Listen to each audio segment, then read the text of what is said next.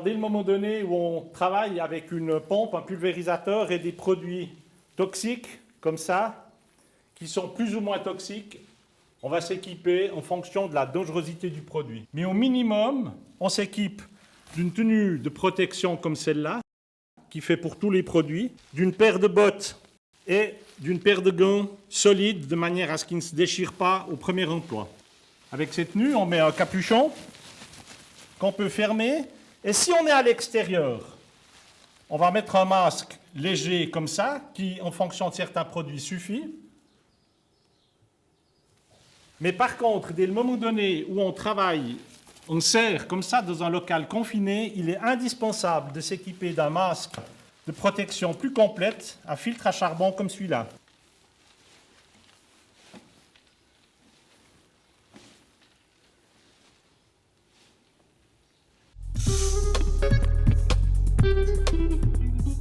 Alors maintenant, on va regarder comment se protéger personnellement contre des dangers qui ne sont pas très grands, mais qui sont représentés par des grains qui sont traités ou du matériel qui est souillé. Alors avant de travailler avec du matériel comme ça, on enfile une blouse pour éviter de tacher les habits qu'on met toute la journée. Suite de ça, des simples gants de protection suffisent. Et avec ça, on a quand même de la dextérité. Voilà, alors pour aller chercher des graines qui, dans ce sac, sont traitées et avec lesquelles on va entrer en contact, par exemple, pour remplir des cornets de semis, on va mettre la main en contact avec le grain, donc on se protège de manière à ce qu'on ne se salisse pas les mains pour le reste de la journée. Alors pour travailler avec du matériel comme des magasins dans lesquels on met des graines, il y a du produit de traitement dessus. Et ces magasins sont souillés, alors on met simplement des gants tout légers pour travailler avec ce genre de matériel.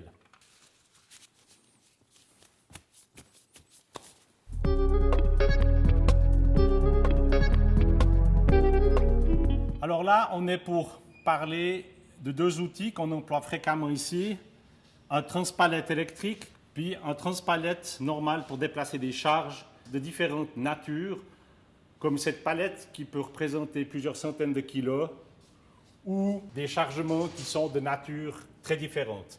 Pour travailler avec ces outils, la première chose, c'est s'équiper de souliers de sécurité ou de gros souliers de promenade ou de marche pour éviter les accidents qui sont dus au poids de la machine, aux angles, et évidemment aux charges que l'on lève puis qu'on dépose au sol.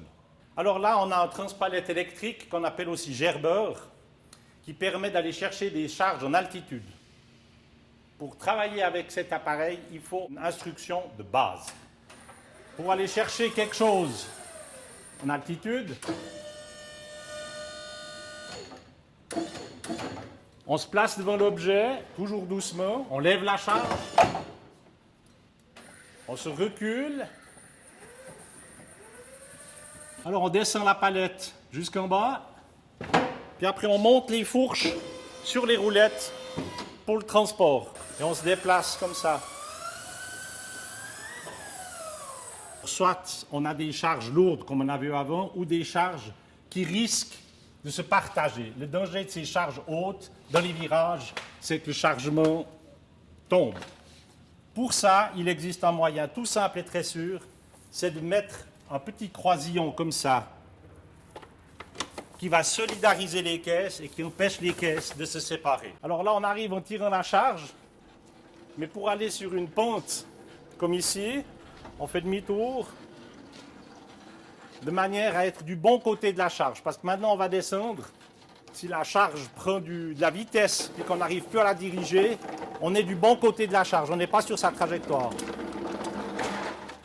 Pour s'arrêter, vous avez vu, il n'y a qu'un moyen, c'est de mettre la charge au sol, parce qu'il n'y a pas de frein.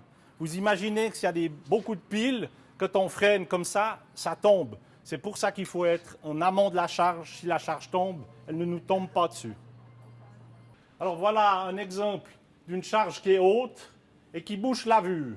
Donc il ne faut pas pousser, mais il faut aller devant la machine, tirer. Comme ça, on voit où on va et on peut voir dans les angles s'il y a un obstacle. Et il faut adapter sa vitesse parce qu'on voit qu'en prenant le virage, la charge a tendance à bouger avant de mettre quelque chose en mode charge. il faut être conscient qu'il y a des limites de poids dans toutes ces installations. Et c'est pour ça, entre autres, qu'on n'entre jamais avec un transpalette électrique qui a déjà à lui seul prend presque la totalité de la charge. On est comme ça à côté des boutons pour pouvoir mettre en route et faire un arrêt d'urgence s'il le faut. En mettant le levier de ce côté, ça nous permet, quand on arrive après en haut, d'avoir la place pour repomper et recharger pour pouvoir partir, alors que si on est à l'autre bout, on est coincé contre la paroi. Alors le transpalette est un outil et en aucun cas une trottinette, source de beaucoup d'accidents.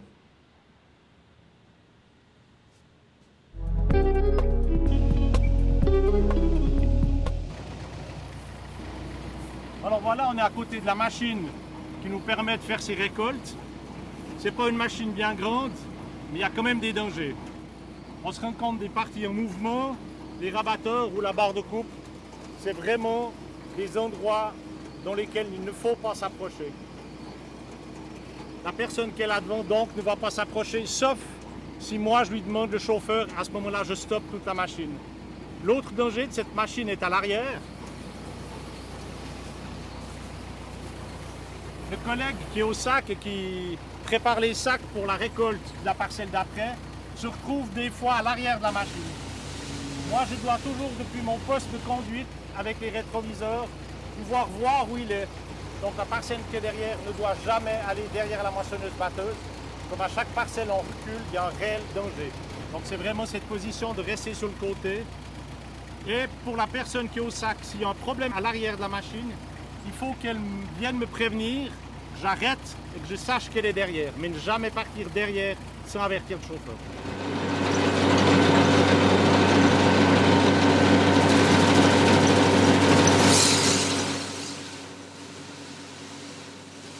Les autres choses avec cette machine, c'est de se protéger les oreilles avec des tampons auriculaires. Pour la poussière, mettre des lunettes. Moi, je suis à l'abri dans la cabine, il n'y a pas de problème. Mais le stagiaire qui est avec moi met une casquette pour se protéger du soleil. Et s'il y a beaucoup de poussière, peut mettre éventuellement un masque à poussière. Avec ça, on fait 35 ans sans accident, mais il faut être attentif.